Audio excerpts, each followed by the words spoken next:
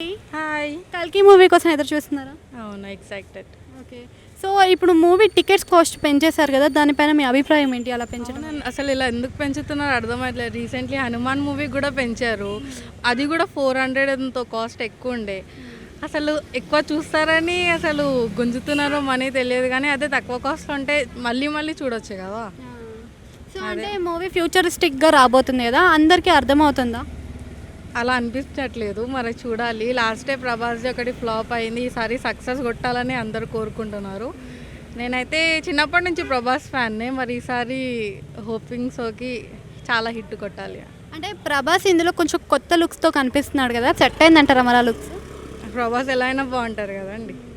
సినిమాని మార్వెల్స్లో తీసుకెళ్తున్నారు కదా, కార్స్ కానీ సెట్టింగ్ కానీ విజువల్స్లో కానీ, అయితే ఫ్యామిలీ ఆడియన్స్కి అందరికీ అర్థమవుతుందా, కనెక్ట్ అవుతుందా? ఫ్యామిలీ వాళ్ళకి తెలియదు కానీ యూత్ మాత్రం చాలా ఎక్సైటెడ్గా ఉన్నారు దీన్ని. ఇట్లా డిఫరెంట్ లుక్గా ఏదైతే టీజర్ కానీ ఏదైతే వచ్చిందో అందరు ఎక్సైటెడ్ ఉన్నారు. రేపైతే అన్ని సినిమా హాల్స్ హల్లా మచ్చాయిస్తుంది అనుకుంటున్నాను. అండ్ ఇందులో మల్టీ స్టారర్లు కనిపించబోతున్నారు. అమితాబ్ బచ్చన్ కానీ, మన దీపికా పదుకొని కానీ, దిశా పటాని, ఇంకా దాంతో పాటుగానే కమల్ హాసన్ గారు కూడా కనిపిస్తున్నారు కదా. సో వీళ్ళందరూ ఈ కాంబినేషన్లో మన ప్రభాస్ హైలైట్ అవుతారా మరి?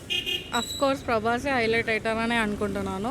ఎందుకంటే మన టాలీవుడ్లో ప్రభాస్నే కదా ఎక్కువ లవ్ చేస్తారు.